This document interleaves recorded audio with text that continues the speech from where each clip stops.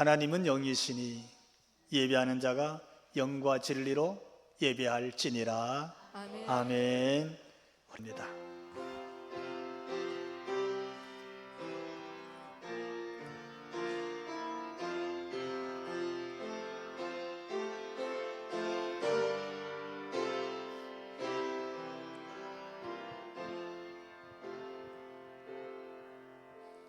나는 하나님을 예배하는 예배자입니다.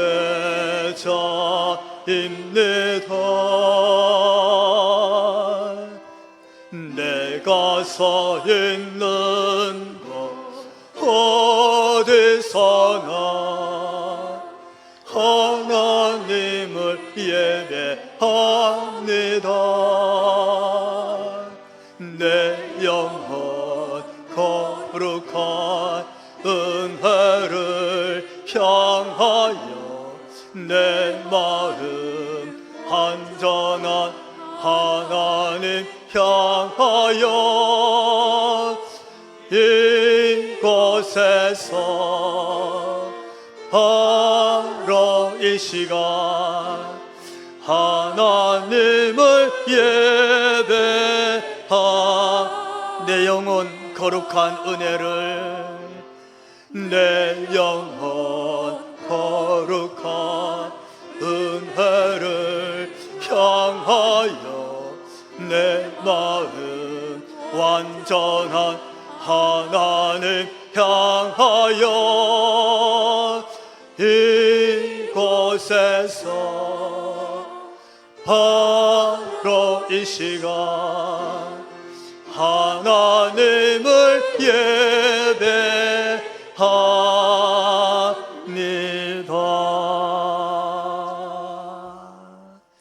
아멘.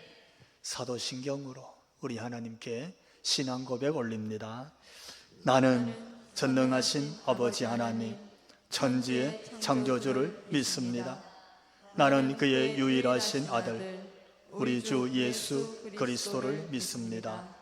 그는 성령으로 잉태되어 동정녀 마리아에게서 나시고 본디오 빌라도에게 고난을 받아 십자가에 못 박혀 죽으시고 장사된 지 사흘 만에 죽은 자 가운데서 다시 살아나셨으며 하늘에 오르시어 전능하신 아버지 하나님 우편에 앉아 계시다가 거기로부터 살아있는 자와 죽은 자를 심판하러 오십니다.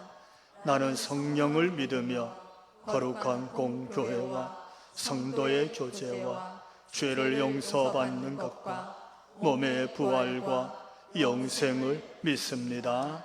아멘. 앉으셔서 찬송 36장 하나님께 올립니다.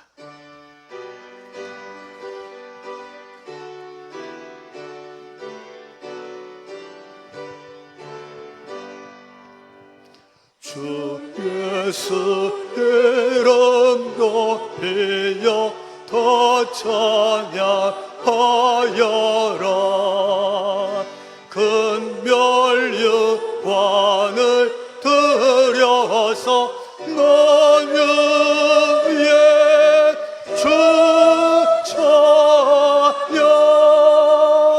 큰 멸류관을 들여서 만유의 주 찬양. 주 예수 당한 고난을 못 잊을 죄인아 내 귀한 법에 바쳐서 만유의 주 찬양. 내 귀한 법에 바쳐서 만유의 주 찬양. 이 지구 위에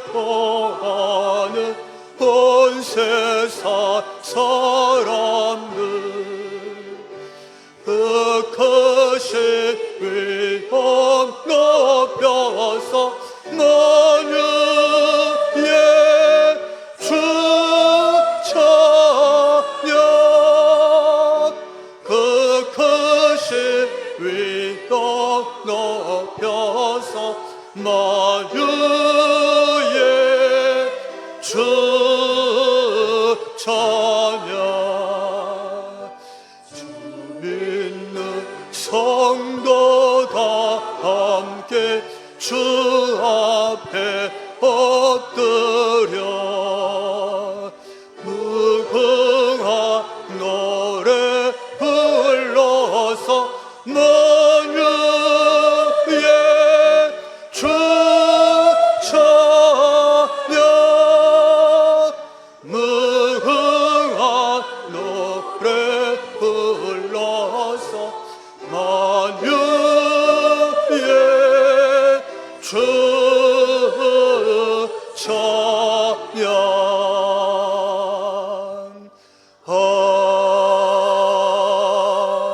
아멘.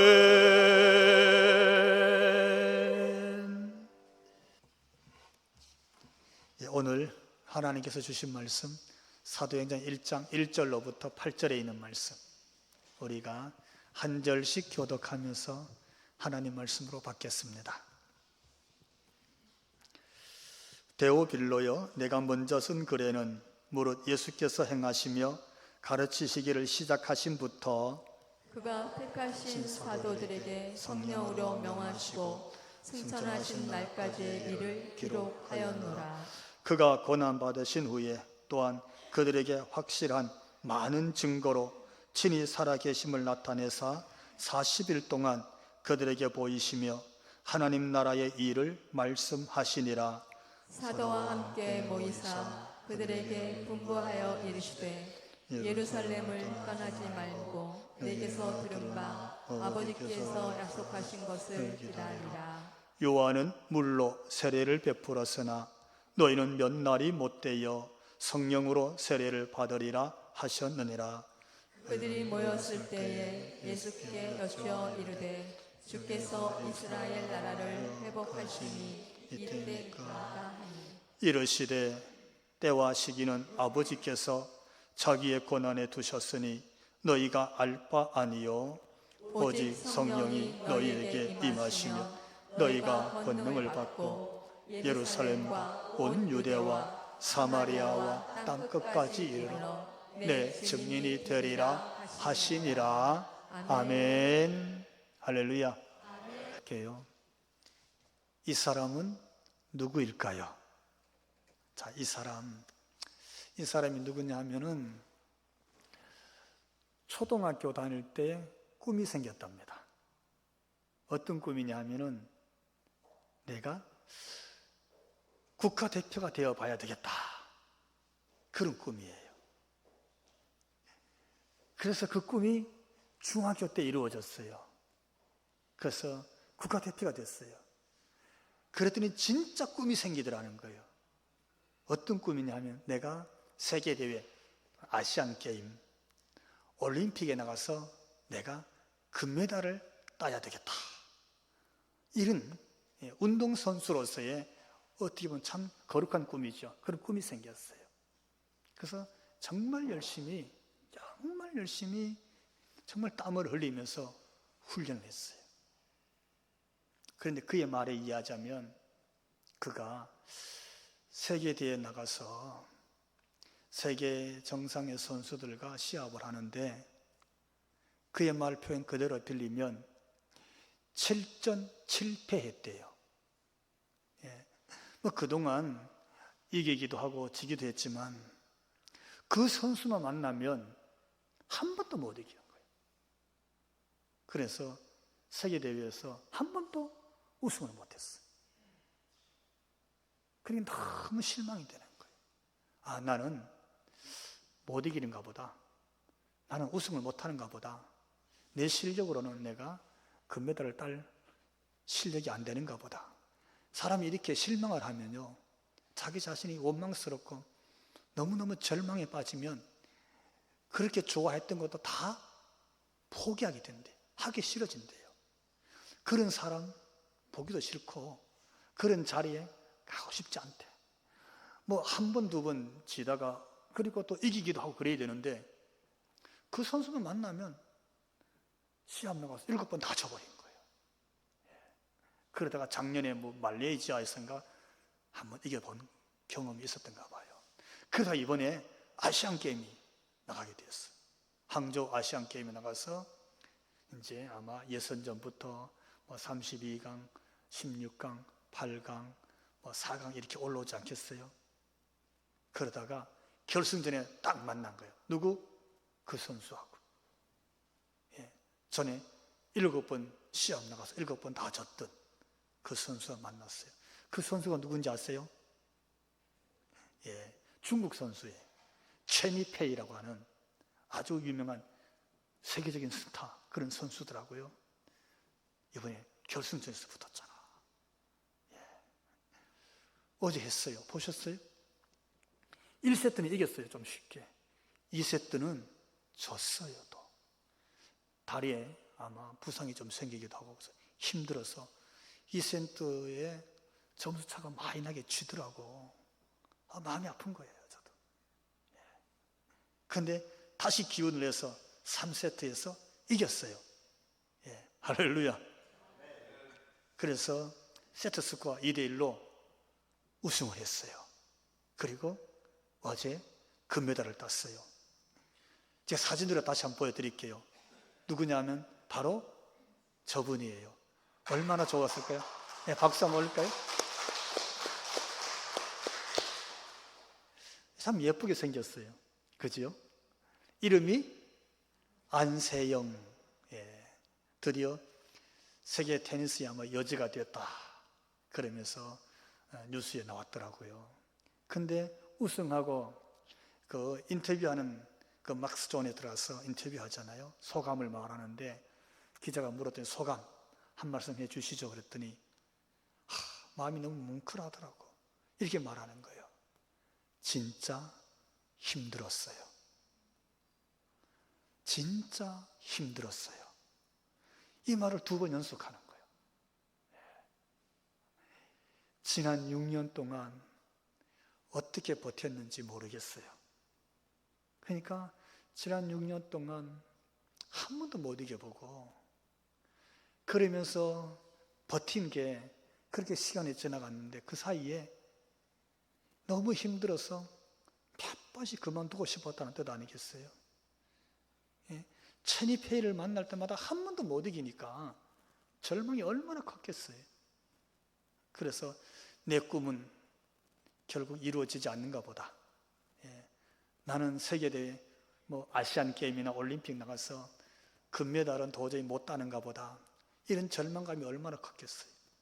근데 어제 금메달 딴 거예요. 이겼어요. 그 감격을 그대로 말하는 거예요. 그렇게 자기의 꿈이 그렇게 이루어졌다고 소감을 밝혔어요. 여러분도 어떤 꿈을 갖고 있나요? 제가 한 청년의 꿈을 한 번 더 얘기해 볼게요. 따라해 볼까요? 한 청년의 꿈. 이 청년은 어떤 꿈이 있었냐면 너무 사랑하는 여인을 만났어요. 얼마나 지고지순하게 사랑하는지 그 여인과 둘이 사랑을 키우면서 어떤 꿈을 꿨냐면 그 여인과 결혼하고 행복하게 사는 꿈을 꿨대. 그게 전부야. 그런데 참 인생이 꿈처럼 잘 이루어지지는 않는가 봐요. 그 사랑하는 여인이 죽었어요. 죽어버린 거예요. 그는 이렇게 말했습니다. 사랑하는 사람을 잃어버렸을 때, 그리고 그 사랑의 꿈이 물거품이 됐을 때 그 아픔과 상처는 말로는 표현할 수가 없었습니다. 그리고 살고 싶지 않았습니다. 그 절망이 얼마나 큰지 그냥 세상에서 살고 싶지 않았다는 거예요. 죽고 싶었다는 얘기잖아요. 그렇게 절망하고 있었는데 그 아픔과 그 상처, 그 사랑의 꿈이 완전히 날아갔을 때에 그 물거품 속에서 죽지 못해 버티다가 그걸 벗어나기 위해서 선택한 자신의 꿈, 비전이 뭐였냐면 내가 정치를 해봐야 되겠다. 그래서 정치판에 뛰어들었어요. 그건 생각 외로 정치판에서 인정을 받았어요. 대중에게 인정을 받고 대중의 선택을 받고 그리고 정치인으로서 어느 정도 자리를 잡았어요. 그렇게 어떻게 보면 한 사람의 인생의 성공의 길에 들어선 거였어요. 그런데 여러분, 정치라는 게 그렇잖아요. 그 정치라는 게 어떻게 보면 참 거기에 추한 것도 많고 비리도 많고 그 정치의 어떤 추한 게임에 그가 말려들었어요. 그리고는 결국 누명가 있어. 그리고 그 정치판에서 퇴출됩니다. 비극인 것은 그냥 정치판에서만 떠난 게 아니라 그가 살고 자기 고향 동네에서 추방령을 당합니다. 추방이 돼요. 고향에서. 그의 고향이 프렌체라는 고향, 프로렌스라는 이름으로 오늘 알려지고 있는 거기가 자기 고향이었답니다. 이태리인이에요. 다시는 정치판으로도 고향으로도 돌아가지 못하는 방랑자가 됩니다. 그럼 그의 길을 이렇게 말했어요. 나는 고독하고 절망과 불행 그 자체인 방랑인이었다. 갈 곳이 없고 머물 곳이 없는, 그러면서도 너무 절망에 쌓여있는 불행한 인생이다, 이렇게 표현하고 있어요. 여러분, 갈 곳 없다 생각해봐요. 머물 곳이 없어요. 참 불행한 거잖아요.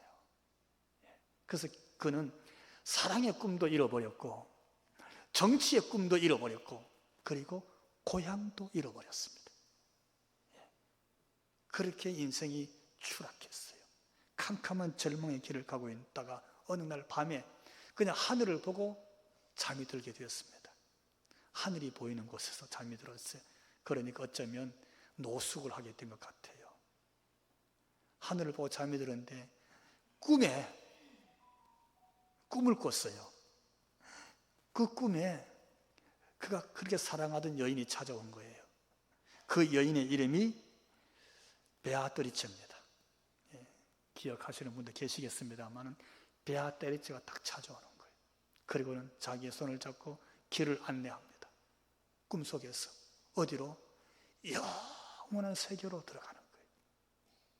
그 꿈을 꾸고 딱 일어납니다. 그리고 일어나서 앉아서 글을 쓰기 시작합니다. 글을 쓰기 시작해요. 그 꿈속에 있었던 내용들을 가지고 글을 쓰는 거예요. 그 내용의 글을 자그마치 19년 동안 씁니다. 19년 동안 쓰고 나와서 그 19년 후에 말 그대로 장편 대서사시 엄청난 책이 출판됩니다. 그 책이 신곡입니다. 지옥과 연옥과 천국으로 나누어진 세계의 문학의 역사적인 엄청 큰 장편 소설이 딱 등장하지요. 그 사람은 누굴까요? 단테입니다. 단테. 단테의 신곡은 그렇게 해서 이 세상에 나오게 됩니다. 그러면서 단테의 얘기를 하면서 어떤 사람이 그런 얘기를 했어요. 그가 사랑의 꿈이 사라지고 정치가의 꿈이 물거품이 되었을 때 그가 새로운 꿈을 꾸기 시작했다. 사실은 새로운 꿈을 꾸기 시작한 거 아니었어요. 꿈을 꿀 수 없었어요. 그런데 그는 꿈 속에서 새로운 꿈이 그에게 찾아온 거였어요. 그러면서 이런 말을 합니다. 사람이 자신의 꿈이 완전히 사라졌을 때에 절망의 잿더미 속에 빠지면 거기서 그의 인생은 끝난다. The end. 끝이에요. 그런데 그 절망의 잿더미 속에서 일어나 앉으면 새로운 꿈이 찾아온다. 그 새로운 꿈은 그를 다시 일으켜 세운다. 할렐루야. 그래서 알프레드 데니스라는 사람이 이런 글을 남겼어요. 제가 자막으로 여러분에게 보일 터인데 같이 읽어봅시다. 하나의 꿈이 모든 것이 아니어라. 창조주가 내리시는 꿈들의 수요는 내 꿈꾸는 밤들의 숫자만큼이나 많으니. 성경 구절 같죠? 여기 이제 그냥 넌 그렇잖니 번역하니까 창조주 이렇게 썼더라고요. 원어에는 하나님 이렇게 되어 있어요. 하나님은 인류를 창조하신 그분은 우리에게 꿈을 주시기를 원하는데 얼마만큼? 내가 잠자는 밤의 숫자만큼. 저는 그것을 번역하기를 우리가 밤에 밤하늘을 볼 때 하늘에 떠 있는 별의 숫자만큼 우리에게 꿈을 주시기를 원하신다. 할렐루야. 그분이 하나님이신 거예요. 여러분, 오늘 새 꿈을 꾸시기를 주님 이름으로 축원합니다. 예수님을 따랐던 제자들은 꿈이 있었을까 없었을까요? 여러분, 예수님의 제자들에 대한 꿈 한번 생각해 보셨어요? 제자들의 꿈은 그들은 대부분이 갈릴리에 살았습니다. 갈릴리에서 무슨 일을 했을까요? 대부분은 어부였습니다. 고기 잡는 어부. 그 시대에 갈릴리 근방에서 고기 잡는 어부들, 갈릴리 사람들은 사회적으로 보면은 신분이 참 낮았습니다. 역사적으로 참 많은 고통을 지녔던 곳이 갈릴리 지방이기 때문에 그렇습니다. 혼혈도 많고요. 어쩌면 그들의 꿈은 아마 참 소박했을 거예요. 물고기 많이 잡아서 만선의 배에 그냥 먹고 사는데 어려움이 없었으면 좋겠다. 정말 소박한 그 정도의 생활이었을 거예요. 그 중에 예수님 제자 중에 어떤 제자는 세관에 앉아있는 직원도 있었습니다. 나는 세관에 있는 세무 직원으로서 진급했으면 좋겠다. 정년까지 안정적으로 내가 근무했으면 좋겠다. 이런 마음이 있었지 않겠어요? 열심 당원도 있었습니다. 열심 당원. 나라를 위해서. 저 로마를 어떻게 우리가 이길 것인가, 뭐 이런 얘기. 어떻게 하면 저 총독을 물러가게 할 것인가. 이런 저항심이 컸던 사람도 제자 중에 있었어요. 이런저런 사람들이 있었는데 그들이요, 어느 날 따라해 봅시다. 예수님을 만났다. 예수님 만나고 새 꿈이 생겼어요. 할렐루야. 예수님 앞에서 꿈을 꿨어요. 예수님의 콜링을 딱 부름을 받고부터 가슴속에 그 모든 제자들이 새 꿈이 생겼어요. 불타는 꿈이 생겼어요. 제자들의 꿈은 뭘까요? 단적으로 예수님과 3년을 같이 지내고 나서 공생의 3년 됐을 때 예루살렘에 올라오면서 그들의 꿈이 밖으로 다 표출됩니다. 그들의 꿈은 예수님을 통해서 성공하는 꿈이었습니다. 예수님이 높은 자리에 앉으면 나도 한 자리에 앉을 거라고 그렇게 기대하는 겁니다.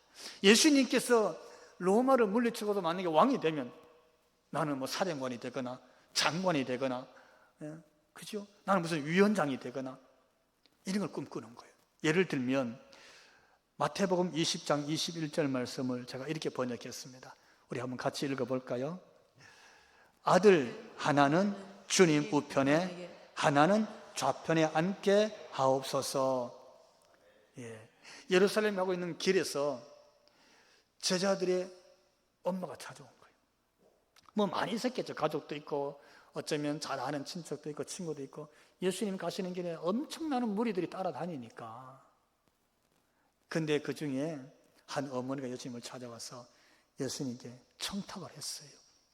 예수님, 이번에 예루살렘 가서 당신이 성공하시면, 당신이 로마도 이기고 당신이 한 자리에 앉으시면 여기 우리 큰아들은 주님 당신의 우편에 앉게 해주시고 우리 둘째 아들은 주님 좌편 자리에 한 자리 좀 꼭 주십시오.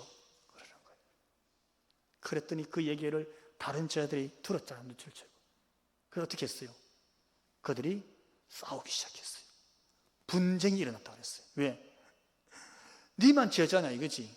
요한아 니만 제자냐, 야고보야 니만 제자냐, 나도 제자야. 나도 예수님만 보고 따라왔어. 나도 집에 있는 그물도 두고 배도 두고 잡았던 물고기 두고 부모님도 다 두고 예수님 한 분 보고 따라왔어. 찾아왔어 내가. 왜? 예수님이 성공할 때 나도 성공하려고 그랬거든. 예수님이 한 자리에 앉으면 나도 앉아야지. 그래 내가 수제자야. 내가 여기서 제일 먼저 부름받고 제일 앞장서고 제일 헌신을 많이 했지 않느냐.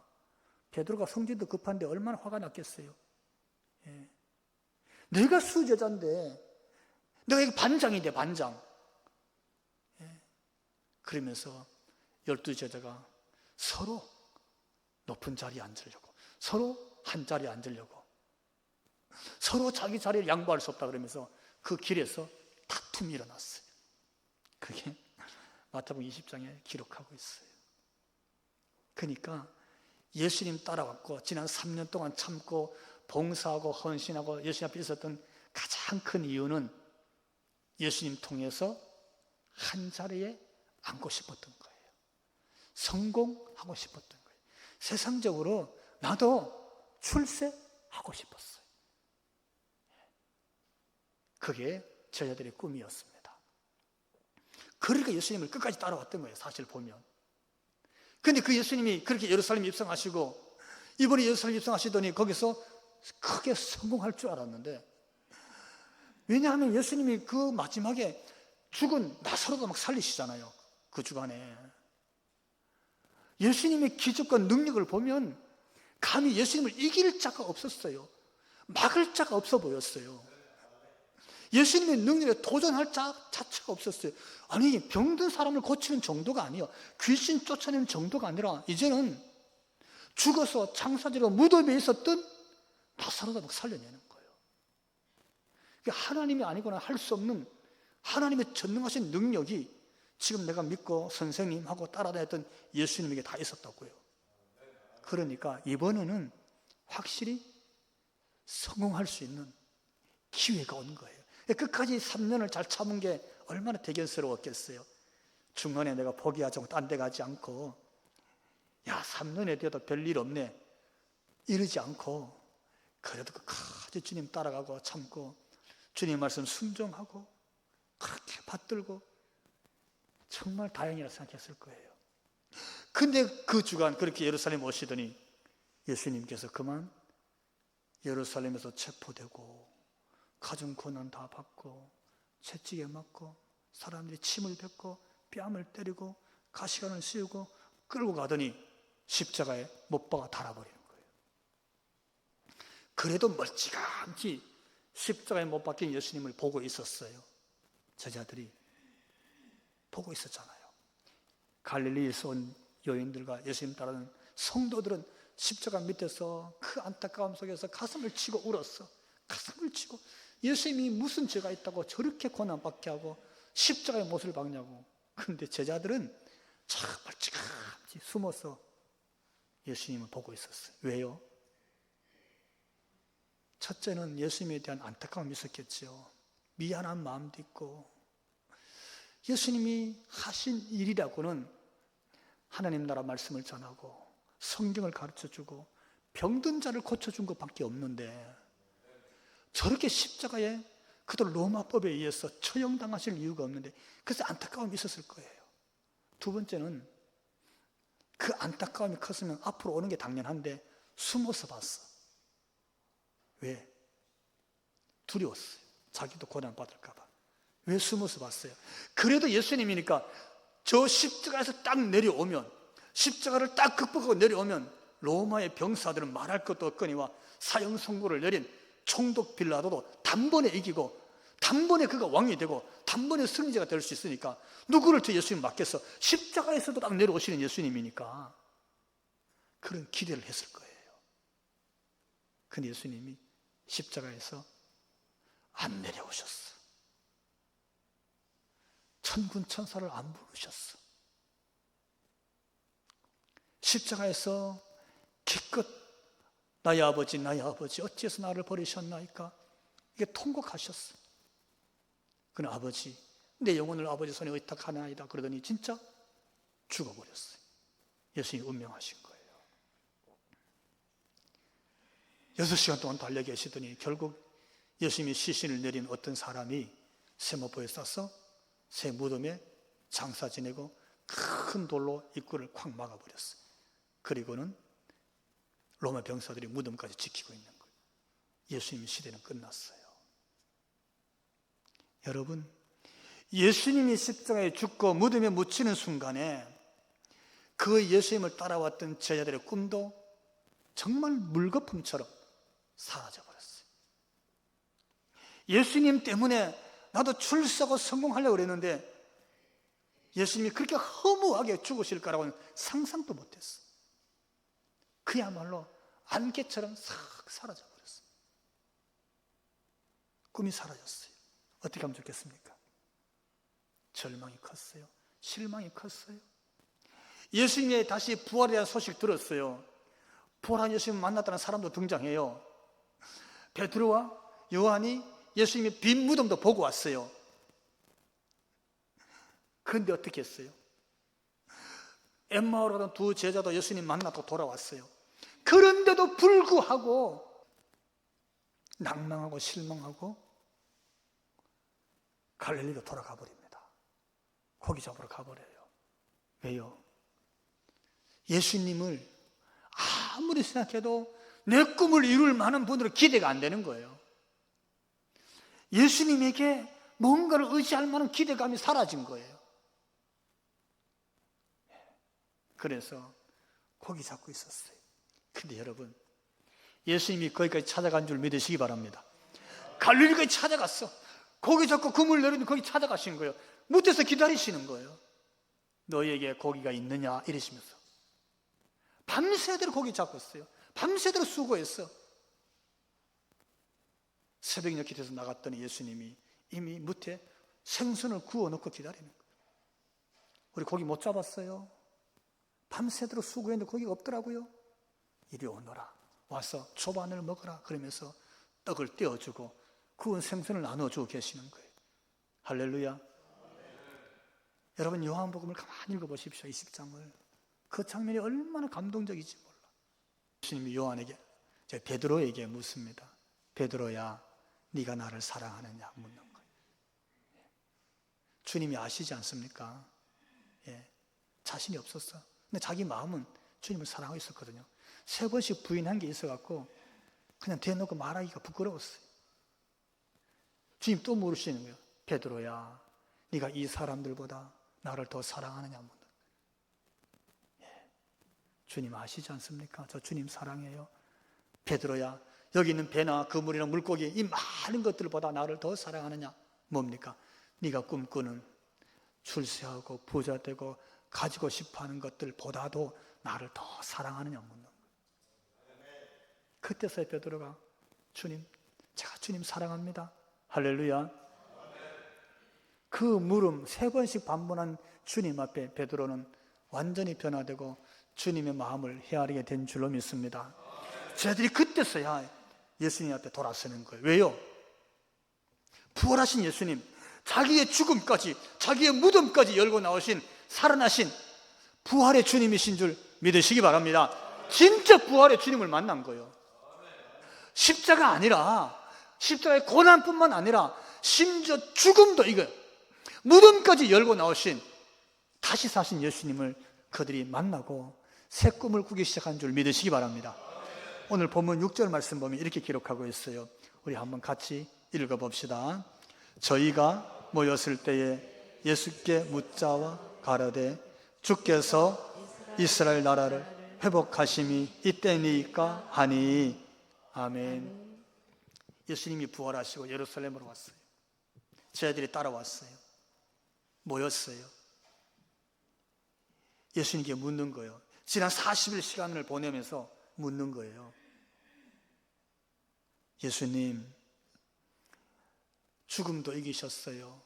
무덤도 열고 부활하셨어요. 그리고 지난 40일을 지내면서 예수님 마음을 다 알았어요.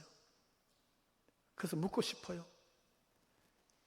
이스라엘 나라를 회복하심이 지금 이때입니까? 하고 물었던 거예요. 그러니까 아직도 사실은 여전히 이스라엘 나라가 회복되고 이 나라가 회복되고 로마로부터 해방이 되고 조국이 뭔가 자리를 잡으면, 예수님 때문에 그 일이 생기면 그래도 우리가 예수님과 함께 한 자리 하지 않을까, 그런 마음이 있었던 거예요. 그래서 예수님 마음을 다시 묻는 거예요. 예수님 어떻게 하기를 원하십니까? 어떤 마음이십니까? 이제 승천을 바로 앞두고 있는 때예요. 여러분, 예수님 마음은 어떤 마음이었을까요? 여러분, 예수님의 꿈은 뭐였을까요? 이 땅에 오신 예수님, 하나님 보좌에 계셨고 그가 하나님이셨어요. 성육신에서 이 땅에 오셨어요. 그러면서 제자들도 도망갈 만큼, 제자들도 실망해서 그냥 다시 낙향할 만큼 그렇게 고난받으시고 죽으시고 무덤에 묻히기까지 하신 그 예수님, 그 처절한 십자가의 길을 가신 그 예수님의 진짜 꿈은 뭐였을까요? 왜 이 땅에 오셔서 그렇게까지 하셨을까요? 그 예수님을 바라보고 있는 오늘 제자들에게 묻습니다. 주님, 당신의 뜻이 뭡니까? 꿈이 뭡니까? 따라해 봅시다. 예수님의 꿈, 성도의 꿈이다. 여러분, 예수님의 꿈이 오늘 저와 여러분, 이 나라 한국 교회의 꿈이 되기를 주님 이름으로 축원합니다. 예수님께서 40일시간 부활 후 시간을 지내면서 오늘 3절 말씀 보면 이렇게 기록하고 있어요. 대단히 중요한 말씀인데 한번 같이 읽어봅시다. 해 받으신 후에 다시 사신 후 또한 저희에게 확실한 많은 증거로 친히 사심을 나타내사 40일 동안 저희에게 보이시며 하나님 나라의 일을 말씀하시니라. 아멘. 여러분, 십자가 사건을 통해서 예수님이 이루신 일은 하나님의 구속사를 이루신 줄 믿으시기 바랍니다. 다 이루었다. 인류를 구원하는 하나님의 구원의 뜻을 이루신 겁니다. 근데 그 예수님이 죽으시고 부활하셔서 지금 40일을 더 계시면서 승천하시기 전에 이 땅에 남기신 일이 있습니다. 부활하신 예수님에게 제자들이 물었던 거예요. 주님이 원하시는 일이 뭡니까? 그랬어요. 근데 오늘 3절에 그러시면 부활하신 후 고난받고 부활하신 예수님이 이 땅에 40일을 계시면서 확실하고 많은 증거를 보여주시면서 이 나타내신 일이 있는데 그것이 무엇이냐면 저에게 보이시기를 따라해 봅시다. 하나님 나라의 일을 말씀하시니라. 하나님 나라를 말하고 있는 거예요. 하나님의 나라. 예수님이 계속 하시는 말씀이 뭐냐면 사실은 하나님 나라예요. 예수님이 이 땅에서 계속 가르치는 말씀이 뭐였냐면 하나님 나라를 가르치는 줄 믿으시기 바랍니다. 하나님 나라를 말하고 있어요. 예수님의 진짜 꿈은 하나님 나라였어요.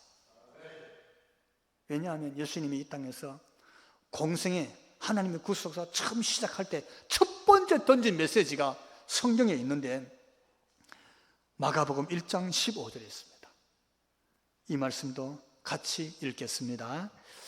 때가 찼고 하나님 나라가 가까이 왔으니 회개하고 복음을 믿으라. 아멘. 예수님이 이 땅에서 첫 번째 던진 메시지, 처음 하신 말씀이 뭐냐면 때가 찼다. 더 이상 머뭇하지 말아라. 더 이상 뒤로 미루지 말아라. 지금 때가 됐어. 어떤 때? 하나님 나라가 가까이 왔느니라. 할렐루야. 하나님 나라에 대한 말씀이었어요. 하나님 나라. 예수님이 하나님의 구속사를 이루는 이유도 하나님 나라를 그들에게 주시기 위한 일인 줄 믿으시기 바랍니다. 이 땅에 오신 예수님이 왜 오셨나? 하나님 나라를 경험하기 위해서, 하나님 나라를 알게 하고 하나님 나라를 체험하기 위해서 주님 오신 줄 믿습니다. 왜 말씀을 가르쳤어요? 하나님 나라가 뭔지 가르치신 거예요. 왜 예수님이 수많은 병자를 한 사람도 그냥 돌려보내지 않고 다 고쳐주셨어요? 하나님 나라를 경험하기 위해서요. 하나님 나라를 깨닫게 하기 위해서 그 무수한 불치의 병도 주님이 다 고치신 줄로 믿습니다. 주님께서 그리 말씀하시고 하나님의 구원의 역사를 완성한 이유도 하나님의 나라의 도래를 알려주기 위해서 주님이 이 말씀하신 거예요. 여러분, 하나님 나라는 뭡니까? 하나님 나라가 도래했다, 하나님 나라가 가까이 왔다, 하나님 나라가 여기 있다 말씀하신 이유가 뭡니까? 부활하시고 40일을 더 계시면서도 계속 말씀하시기를 하나님 나라에 대해서 말씀하시니라, 확실하게 말씀하시니라, 많은 증거로 말씀하시니라. 예수님이 말씀하신 하나님 나라는 뭘까요? 여러분, 하나님 나라는 어디 있습니까? 하나님 나라가 여기 있다 그래서 거기 가지 말라 그랬어요. 예수님이 저기 있다 그래서 저기 가지 말라 그랬어요. 하나님 나라는 너희 속에 있느니라 그러셨어요. 할렐루야. 그럼 뭡니까? 하나님의 나라는요, 온전히 하나님으로 충만한 나라인 줄 믿으시기 바랍니다. 하나님의 이름으로 충만한 것이고 하나님의 권능으로 충만한 것이고 오직 하나님의 다스림으로 충만한 것이 하나님의 나라인 줄로 믿습니다. 하나님의 이름만이 높임을 받는 곳, 하나님의 이름만이 거룩히 여김을 받는 곳이 거기가 하나님의 나라인 줄로 믿습니다. 거기가 하나님 나라인 거예요. 내 마음이 하나님으로 충만할 때 여기가 하나님 나라 되는 줄 믿으시기 바랍니다.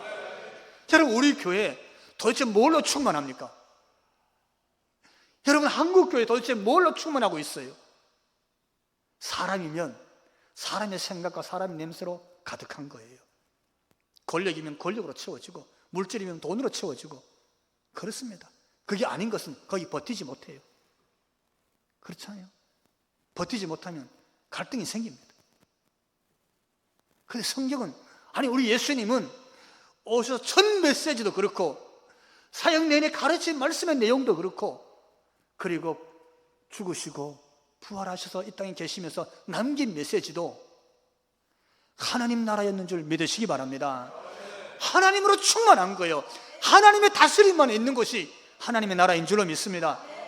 하나님이 다스리시는 곳이요, 하나님이 주인 되신 곳이에요. 할렐루야. 그리 말씀하고 있어요. 그 하나님 나라가 되기 위해서, 하나님으로 충만하기 위해서 예수님은 두 가지 방법을 우리에게 제시해주고 있어요. 어떻게 해야 하나님으로 충만할 수 있지? 어떻게 해야 내 마음이 하나님의 다스림을 받을 수 있지? 어떻게 해야 하나님이 여기 거룩히 그 이름이 높임을 받을 수 있지? 첫째, 따라해 봅시다. 성령 충만 받아야 한다. 오직 성령이 거기에 임해야 된다는 거예요. 여기 오직이란 말은 다른 길은 없다는 뜻이에요. 할렐루야. 여러분, 다른 길 없어요. 인위적인 사람이 어떤 방법도 하나님의 나라를 온전히 이룰 수는 없어요. 예. 오늘 본문 8절 앞부분이 이렇게 기록하고 있어요. 제가 자막에 올렸는데 같이 읽어봅시다. 오직 성령이 너에게 임하시면, 할렐루야. 예수님의 꿈이 이루어지는 거예요. 그러니까 하나님의 나라를 경험하는 거예요. 하나님이 충만케 되는 은혜를 경험하는 것이 성령이 임하면 되는 줄 믿으시기 바랍니다. 어디 성령이 임하는 거예요. 그러니까 예수님이 승천하시면서도 너희는 예루살렘을 떠나지 말라. 왜? 예루살렘이 좋았어? 아니에요. 머물고 싶었어? 아니에요. 다른 데는 몰라도 예루살렘에 있고 싶지 않아. 왜? 제일 무서운 곳이요. 길에 다닐 수도 없어. 언제 붙잡혀 갈지 모르고, 예수님처럼 언제 십자가 질지도 몰라. 그 고난의 원인, 그 상처와 아픔의 원인이 다 예루살렘에 그대로 남아 있었잖아요. 근데 예루살렘을 떠나지 말래. 이유는 한 가지였어요. 아버지가 너희에게 주시마 약속한 것을 받을 때까지, 그때까지 거기 앉아서 기도하고 있어라. 할렐루야. 성령을 약속했으니까 성령 받을 때까지. 여러분, 성령이 임하지 않고는 우리 마음에 하나님의 나라가 거할 수 없다는 사실을 기억하시기 바랍니다. 성령이 임하지 않고는 여러분의 가정에도, 교회 안에도 하나님의 이름이 충만할 수 없다는 것을 꼭 기억하시고 마음에 이 신비에 새기기를 주님 이름으로 부탁합니다. 두 번째, 따라해 봅시다. 예수의 증인 되어야 된다. 여러분, 성령의 임재는 기도하면서 하나님과의 관계에서 받는 하나님의 은혜인 줄로 믿습니다. 하나님 선물로 주신 거예요. 하나님께로부터 오는 거니까 하나님과 나의 영적인 수직 관계를 말하고 있어요. 하나님과의 관계가 여러분, 성령 받는 관계로 늘 그렇게 좋은 그런 관계로 있기를 축원합니다. 근데 두 번째, 예수의 증인되는 건요, 좌우의 수평적 관계를 말하고 있어요. 세상에서 말하는 거예요. 삶의 자리에서 말하는 거예요. 만나는 사람들과의 관계에서 말하는 거예요. 이 땅에 두 발을 딛고 사는 날 동안 이렇게 살아라. 어떻게? 예수 증인으로 살아라. 예수 증인으로 살아낼 때에, 그때서야 너희가 하나님의 나라를 경험할 수 있다. 할렐루야. 이 말씀 주시는 거예요. 이 말씀. 예수 증인으로 살아내야 돼. 다른 게 아니에요. 어디 가든지 누구 앞에 서든지 무엇을 하든지, 나는 예수님을 드러내고 예수님이 예수님으로 말해지게 되고 예수님이 예수님으로 사람들에게 인식시켜주는 증인이 그거잖아요. 증인이 사실을 사실로 증명해내는 게 증인입니다. 예수님을 예수님으로 증명이 내는 거예요. 어디서? 내 삶의 자리에서 거예요. 그 사도행전은 하나님의 나라가 어떻게 진행되어지고 있는지 역사적으로 우리에게 소개해주고 있는 책입니다.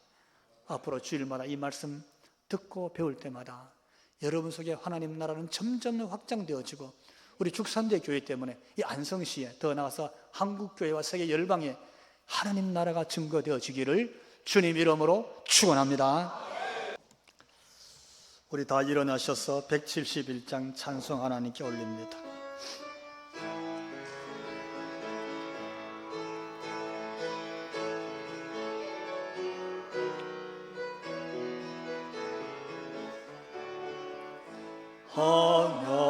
하나님의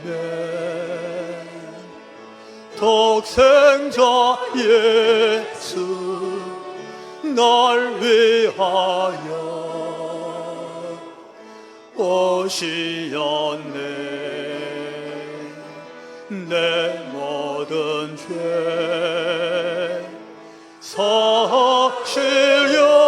사시려고 십자가 지셨으나 다시 사셨네. 살아계신 주 나의 참된 소망 두려움이 사라지네. 사랑의 주 내 갈 길 인도하니 내 모든 삶의 기쁨을 충만하네. 살아계신 주, 살아계신 주 나의 참된 소망 두려움이 사라지네. 사랑의 주 내 갈 길 인도하니 내 모든 삶의 기쁨을 충만하네.